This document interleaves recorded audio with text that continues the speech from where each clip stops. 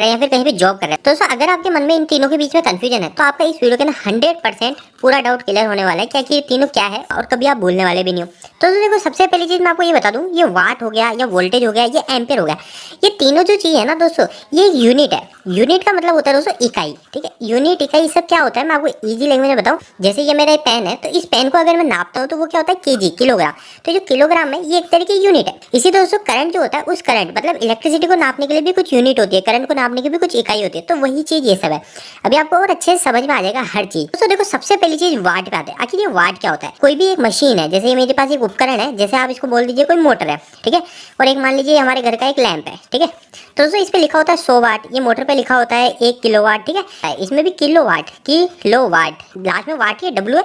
तो जो वाट होता है ना, ये वाट जो होता है ये एक तरह की इसकी पावर मापने की इकाई होती है, ताकत, ठीक है। एक्चुअल में पावर को हिंदी में क्या बोलते हैं? हम ताकत बोलते हैं।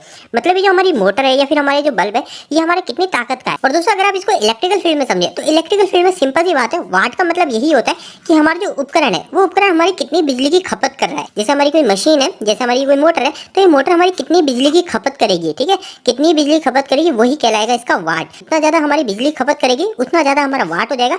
मतलब जितनी ज्यादा वाट हो जाएगा उतनी ही ज्यादा इसकी ताकत हो जाएगी। तो दोस्तों देखो, वाट निकालने का फॉर्मूला भी काफी सिंपल होता है। जैसे अगर आप कभी भी वोल्टेज और करंट, वोल्टेज जैसे वोल्टेज और ये करंट है, तो वोल्टेज को शो करते हैं हम V से और करंट को हम शो करते हैं I से, ठीक है। करंट को हम कभी शो करेंगे तो यहाँ पे एम्प्स बोलते हैं ना, एम्प्स, एम्पियर, तो उसको हम शो करते हैं I से, ठीक है। तो I अगर मैं लिख दूंगा तो ये करंट है, और V मतलब हो गया वोल्टेज, और W लिख दिया तो ये हो गया हमारा वाट। तो वो वाट कभी भी निकालना है तो मैं क्या करूँगा दोस्तों, वोल्टेज और करंट को मल्टीप्लाई कर दूंगा, ठीक है। पर दोस्तों ये जो फॉर्मूला होता है ये DC के अंदर काम देता है। आपको पता है हमारी जो इलेक्ट्रिसिटी होती है वो इलेक्ट्रिसिटी दो तरह की होती है, एक होती है हमारी AC और एक होती है हमारी DC, ठीक है। तो दोस्तों अभी मैंने आपको DC का फॉर्मूला बताया, पर अगर AC की बात करेंगे ना तो AC के अंदर कभी भी हमको पावर निकालनी पड़ती है या फिर कुछ भी होता है तो AC के अंदर हमेशा हमारे पास एक और चीज आ जाती है, मल्टीप्लाई हो जाती है, वो होता है पावर फैक्टर। कोई भी मशीन है, वो मशीन कितनी ताकत को खर्च कर रही है, कितनी हमारी बिजली खर्च कर रही है, वही हमारा उसका वाट कहलाता है। अब दोस्तों बात करते हैं वोल्टेज क्या होता है। तो वोल्टेज और करंट में ही लोगों का सबसे ज्यादा कंफ्यूजन रहता है कि आखिर वोल्टेज क्या है, करंट क्या है। तो देखो, कोई भी चीज है हम उसका वोल्टेज जाके नापते हैं। जैसे हमारे ये पास दो प्लग है, हमारे घर का सॉकेट है, ठीक है, इस तरीके का होता है हमारा सॉकेट। इसमें ये अर्थिंग का हो जाता है, एक होता है हमारा फेस का और एक होता है हमारा न्यूट्रल का। तो हम इस पे जाके हमारे वोल्टेज नापते हैं, तो यहाँ पे दिखाता है 220 वोल्टेज अगर सिंगल फेस है, तो इसी तरह का दिखाता है। तो ये वोल्टेज क्या है? तो दोस्तों देखो, वोल्टेज एक सिंपल सी चीज है। वोल्टेज जो होता है ना, वो वोल्टेज इस करंट को धक्का लगाने का काम करता है, ठीक है। वोल्टेज जो होता है वो वोल्टेज एक तरह का फोर्स है। वोल्टेज को आप फोर्स बोल सकते हो। अगर आप इलेक्ट्रिकल की नॉलेज में देखो तो वोल्टेज को और भी कुछ नाम से जाना जाता है, वो बोला जाता है इलेक्ट्रोमोटिव फोर्स। एम्पियर के अंदर आपको समझ में आ जाएगा कि इलेक्ट्रोमोटिव फोर्स क्या है, काफी अच्छे समझा दूंगा। तो दोस्तों जो हमारे जो करंट होता है, इस करंट को धक्का लगने का काम ये वोल्टेज ही करता है, ठीक है। ये वोल्टेज की बदौलत ही हमारे करंट धक्का लगता है। तो दोस्तों इसको एक काफी अच्छे एग्जांपल से मैं आपको समझा देता हूँ, जिससे आपके सारे डाउट क्लियर हो जाएंगे। आखिर वाट क्या है, वोल्टेज क्या है, एम्पियर क्या है। जैसे दोस्तों मेरे पास ये कोई भी चीज है, ठीक है, ये डब्बा है और इस डब्बे के अंदर कुछ सामान पड़ा हुआ है, ठीक है, ये सामान पड़ा हुआ है, ठीक है, ये कुछ भी सामान है। इसके अंदर जैसे हमारे पत्थर पड़े हुए हैं, और हमारे ये हमारी जो ट्रॉली है, ये हमारी ट्रॉली जो है, ये ट्रॉली हमारी जुड़ी हुई है ट्रैक्टर से, ठीक है। ये हमारे पास एक ट्रैक्टर है, ठीक है, ये हो गया हमारा ट्रैक्टर और ये हमारी ट्रॉली, ठीक है। तो ये जो ट्रॉली है, इस ट्रॉली के अंदर जो कण पड़े हुए, छोटे छोटे जो पत्थर पड़े हुए हैं, ये पत्थर जो है ये है दोस्तों इसके अंदर इलेक्ट्रॉन, ठीक है। अभी आपको ये सब चीजें काफी अच्छे से क्लियर होने वाली है, अभी आप समझिएगा। तो दोस्तों देखो, ये जो ट्रैक्टर है, ये जो ट्रॉली है, ये ट्रॉली यहीं की यहीं खड़ी रहेगी। ये ट्रॉली जो है ये यहीं की यहीं खड़ी रहेगी, और ये ट्रॉली यहीं की यहीं खड़ी रहेगी, तो इलेक्ट्रॉन भी यहीं के यहीं खड़े रहेंगे, है ना। पर दोस्तों ये जो ट्रैक्टर है, ये ट्रैक्टर का क्या काम होता है? ये ट्रैक्टर इस ट्रॉली को धक्का लगाएगा, ये ट्रॉली को धक्का लगाएगा, तभी ये ट्रॉली आगे सरकेगी, है ना। तो दोस्तों इसी तरीके से हमारा जो करंट होता है वो करंट बिहेव करता है। ये ट्रैक्टर है, ये ट्रैक्टर एक तरह का वोल्टेज है, ये वोल्टेज है ट्रैक्टर एक तरह का।